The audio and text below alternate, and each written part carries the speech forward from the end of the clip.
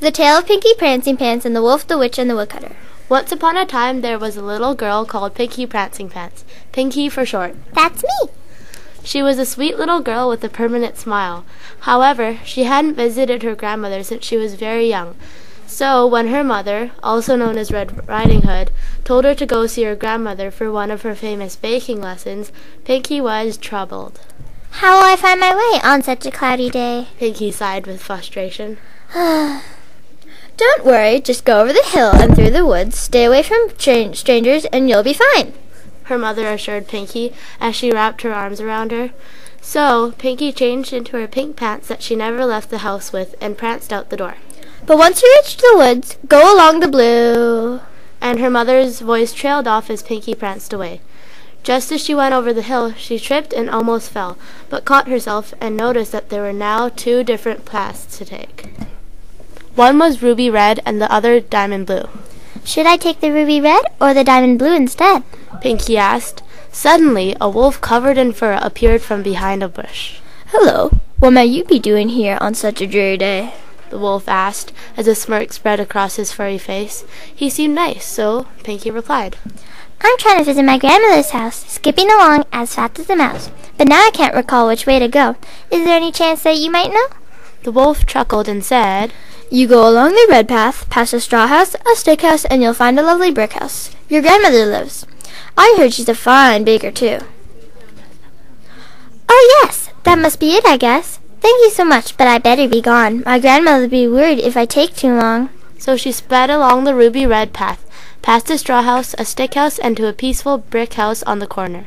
Unfortunately, she did not know that the sly wolf was giving her the wrong directions, so he could sneak there and gobble her up.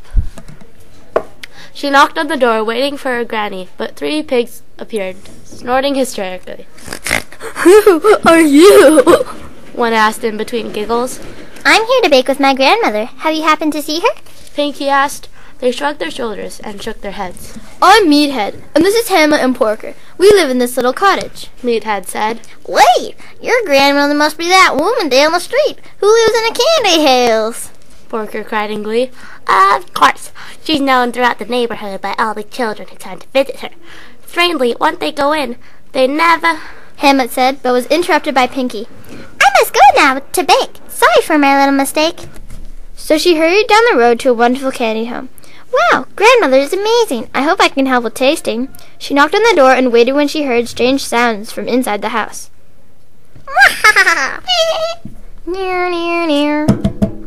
Suddenly a door creaked open and a woman stood looking at Pinkie. She wore a long skirt and an old cardigan. Why, hello, dearie, she said as she smiled crookedly. You must be my gran. Can we make some homemade jam?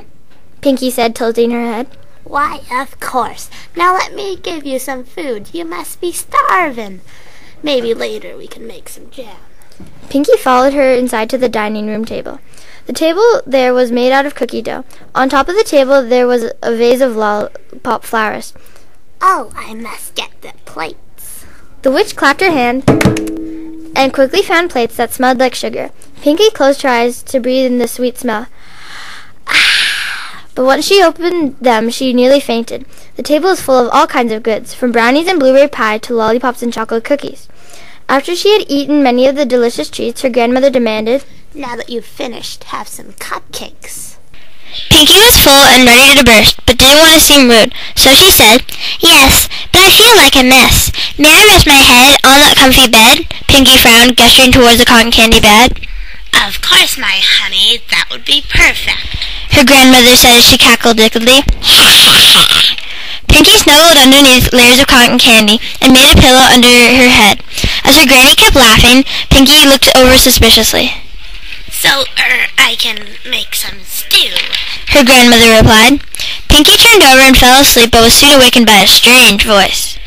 Make this stew nice and mild, good enough to boil a child. Mix with leeches nice and scary, add a spider big and hairy.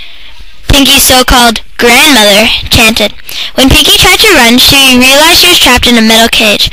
Let me out! I want to bake, not scream and shout, she yelled. I am not your grandmother, you fool. I am a witch here to eat you, she smiled wickedly. How could this be? You are so kind and friendly. Pinkie gasped in shock. Believe it or not, but you are to boil in my cauldron. She frowned at Pinkie and turned around as a peanut butter cookie timer dinged. Ding, ding, ding, ding. Oh dear, no keys here, Pinkie cried.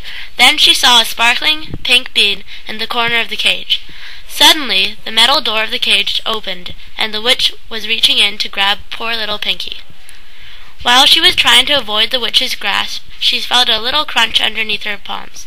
It was the mysterious pink bean. She murmured. Grabbing hold of the little beans, she threw them as hard as she could at the evil witch.